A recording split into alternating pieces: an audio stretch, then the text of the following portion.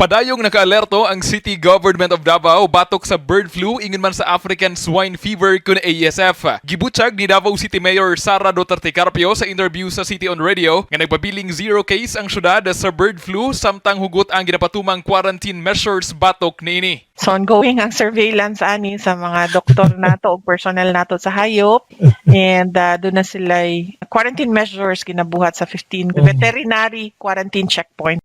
Niadtong Mayo 19, 2022 sa dihang nagpagawas ang Local Government Unit kun LGU Davao ug Executive Order kun EO number 19 o ang temporaryong pagban sa poultry particular na katong gikan sa Luzon ug uban pang lugar nga apektado sa highly pathogenic avian influenza H5N1 strain o ang bird flu. Samtang gikan Enero 6, 2022 hangtod Mayo 2 ning tuiga wala usay na report nga kaso sa ASF sa Dakbayan. Samtang nagpadayon usab ang ginahimong surveillance batok niini. From our City Veterinarian's Office, no reported case of ASF from sa January 6 to May 2. Ang ilahang surveillance gapadayon gihapon both sa kanang slaughtering and sa live and so far negative sila.